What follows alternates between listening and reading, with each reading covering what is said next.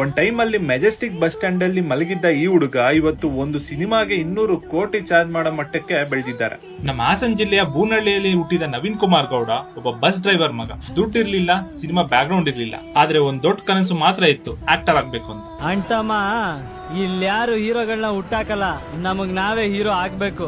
Actor ಆಗ್ಬೇಕು ಅನ್ನೋ dream ನ ರಿಯಾಲಿಟಿ ಮಾಡಕ್ಕೆ ಬೆಂಗಳೂರಿಗೆ ಬಂದು ಥಿಯೇಟರ್ ಜಾಯ್ನ್ ಆಗ್ತಾರೆ. ಕಷ್ಟ, ರಿಜೆಕ್ಷನ್, ಸ್ಟ್ರಗಲ್ ಇದೆಲ್ಲ ಅವರ ಡೈಲಿ ಲೈಫ್ ಆಗಿತ್ತು. 2005 ಅಲ್ಲಿ ನಂದಗೋಕುಲ ಸೀರಿಯಲ್ ಮೂಲಕ ಫಸ್ಟ್ ಬಿಗ್ ಆಪರ್ಚುನಿಟಿ ಸಿಗುತ್ತೆ. ಅಲ್ಲಿಂದ ಅವರ ಜರ್ನಿ ಸ್ಟಾರ್ಟ್ ಆಗುತ್ತೆ. ಆಕ್ಟರ್ ಆಗೋಕ್ಕೂ ಮುಂಚೆ ಸ್ಟಾಪ್ ಅನ್ನೋ ಫಿಲಂ ಗೆ ಅಸಿಸ್ಟೆಂಟ್ ಡೈರೆಕ್ಟರ್ ಆಗಿ ಮಾಡ್ತಾರೆ, ಆದ್ರೆ ಇದು ಅರ್ಧಕ್ಕೆ ಸ್ಟಾಪ್ ಆಗೋಗುತ್ತೆ. ನಂತರ ಮೊಗ್ಗಿನ ಮನಸ್ಸು ಸಿನಿಮಾಲಿ ಸಪೋರ್ಟಿಂಗ್ ರೋಲ್ ಮಾಡ್ತಾರೆ. ಸಿನಿಮಾ ಫೀಮೇಲ್ ಓರಿಯೆಂಟ್ ಆಗಿದ್ರು ಆಡಿಯನ್ಸ್ ಅಟೆನ್ಷನ್ ಮಾತ್ರ ಯಶ್ ಮೇಲೆ ಹೋಗುತ್ತೆ. ಅವರ ಆಕ್ಟಿಂಗ್, ಸ್ಕ್ರೀನ್ ಪ್ರೆಸೆನ್ಸ್ ಮತ್ತು ಡ್ಯಾನ್ಸ್ ನೋಡಿ ಜನರು ಅವ್ರನ್ನ ತುಂಬಾ ಇಷ್ಟಪಡ್ತಾರೆ. ಅದಾದ್ಮೇಲೆ ಒಂದೊಂದೇ ಸಿನಿಮಾ ರಿಲೀಸ್ ಆಗಕ್ಕೆ ಸ್ಟಾರ್ಟ್ ಆಗುತ್ತೆ. ರಾಕಿ, ಗೂಗ್ಲಿ, ಡ್ರಾಮಾ, ರಾಜಾ ಹುಲಿ, ಆಲ್ಮೋಸ್ಟ್ ಎಲ್ಲಾ ಹಿಟ್ಸ್. ಕನ್ನಡ ಇಂಡಸ್ಟ್ರಿಲಿ ಯಶ್ ಒಬ್ಬ ಸ್ಟಾರ್ ಆಗಿ ಎಸ್ಟಾಬ್ಲಿಷ್ ಆಗ್ತಾರೆ.